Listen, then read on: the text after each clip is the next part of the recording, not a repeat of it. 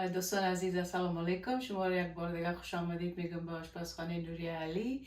امروز نظر به خواهش دوستای عزیز ما یک رسیپی دیگه در نظر دارم برای شما پخته کنم که این غذای ما به نام پاچه پلاو است که البته پاچه پلاو در موسم زمستان و هوای سرد بسیار کیف میکنه خوردنش و من این امروز پخته میکنم. امیدوار هستم که خوشتون بیاید و از ویدیوی ما استفاده کنیم و پخته کنیم و با فامیلای عزیزتان نوش جان کنیم. دوستای عزیز، برای پخته کردن پاچه پلاو ما ضرورت داریم. برای 1 کیلو برنج ما اینجا یا 2 پام ما تر کردیم، ششتا یک دو ساعت پیشتر تر کرده ماندیم. تقریبا از 1 کیلو اضافه تر پاچه است و 1 پیاله نخود ما اینجا قبلا پخته کردیم، یک کمک نیم پختش کردیم و بعد از او امره پاچه پختش میکنم. و ضرورت داریم برای دو دانه بانجارومی، 1 دانه پیاز، سیر، 1 غوزه زنجفیل تازه که البته ما اردوی زیر اینجا از بیاسراش کشیدیم میده کردیم، 1 قاشق چای خوری زردچوبه ضرورت داریم یا پودر زردچوبه و نمک به قدر ضرورت. روغن هم بعدا به شما نشان میتونم که چی مقدار روغن ما در پخته کردن از این غذا ضرورت داریم. دوستای عزیز، اول باید ما پاچه را پخته کنیم که البته ما به پخته کردن پاچه از این دیگ زودپز یا دیگ بخار برقی استفاده میکنم و شما هر دیگ در دسترس داریم میتونین در اون پاچه رو پخته کنین. ما تقریبا در بین دیگ 4 قاشق تامخوری روغن انداختیم و اینال همه پیازی که 1 دانه پیاز که داشتم میره ریزه کردیم و در روغن مندازم و میمانم که یک کمک گلابی شکل شوه و بعد از اون گوشت سرش اضافه میکنیم. دوستای عزیز، پیاز ما تقریبا نیم گلابی شده. حالا وقت رسیده که من زنجفیل و سیره که میده کردیم مندازم و ایره تقریبا برای 1 دقیقه خوب شور میتونم تا خوب سیر و پیاز و زنجفیل و هم مکس شود. دوستای عزیز، سیر و زنجفیل ما همراه پیاز یک جای ماندم که خوب سعی سرخ شود. اینال بانجارمی که ما داشتم بانجارمی رو مندازم که 1 دقیقه دیگه بانجارمی رو همراه پیاز یا سرخ میکنم و بعد از اون پاچه را به سرش اضافه میکنم. قاشق چای خوری زردچوبه اضافه میکنم و نمک به قدر ضرورت و اینا رو هم خوب مکس کرده و بعد از اون پاچه را اضافه میکنم.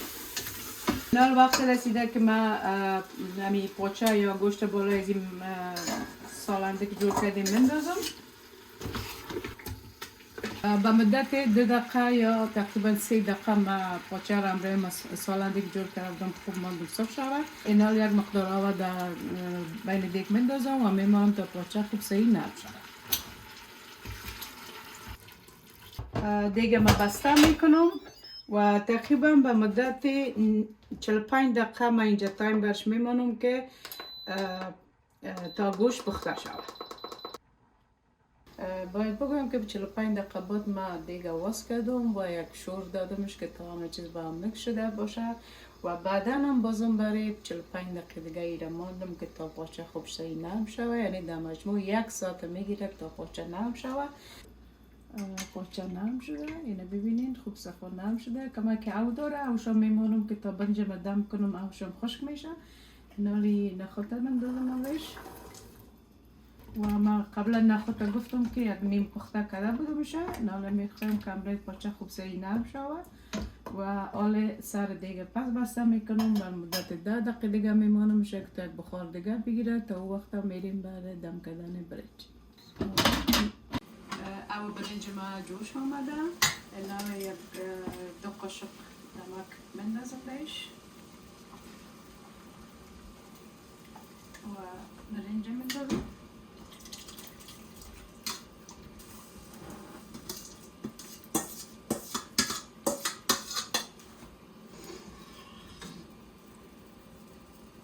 برنج در جوش میمانم و تقریبا مدت 10-15 دقیقه میمانم که تا خوب جوش بخوره و دانای برنج نرم شده و بعد از برنج خود دم میکنم. دوستای عزیز، من برنج دم کردم، البته جوش دانش نرم شده صافش کردم. اینال امی پاچه را که پخته کردم و نرم شده ایره ما دلای برنج خود مندازم و برنج برای دم میمانم. باید بگویم که به خاطر دم دادن برنج ما شما برای او برنج یا او روغن ضرورت نداریم، به خاطر که خود پاچه او داشت و رنگ دیگم تغییر میده. به خاطر دم دادن برنج باید من کمان که برنج لایش سراخ سراخ کنم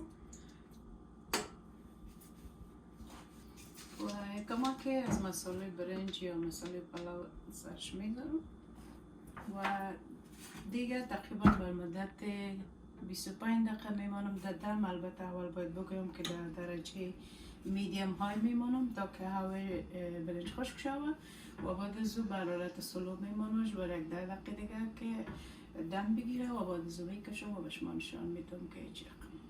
اوکی، من در قدم اول باید پارچه را از بین برنج بکشم.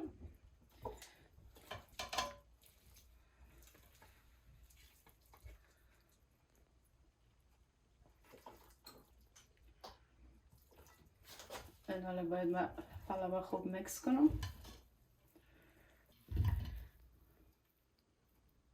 دوستای عزیزی بود پاچه پلاو ما بر شما پخته کردم که البته من در غوری کشیدیم و شما میتونین که پاچه پلاو در زمستان امره فامیلایتان نوش جان کنین در سر صندلیایتان یا در پیش بخاریایتان. بسیار غذای مزه‌دار، قوی و بسیار فول پروتئین است. این بود ویدیوی امروز ما بر شما. امیدوار هستم که از ویدیوی ما استفاده کنین و بازم من شما تشکر میکنم به خاطر از اینکه ویدیوهای ما رو تماشا میکنین، سابسکرایب میکنین و لایک میکنین. امیدوار هستم از این به بعدم چینل ما رو سابسکرایب کنین، سپورت کنین، ویدیوهای ما رو با فامیلا و دوستایتان شیر کنین. انشالله تا ویدیوهای بعدی همگی شما رو با خدای عالمی سپارم و خداحافظتان داریم.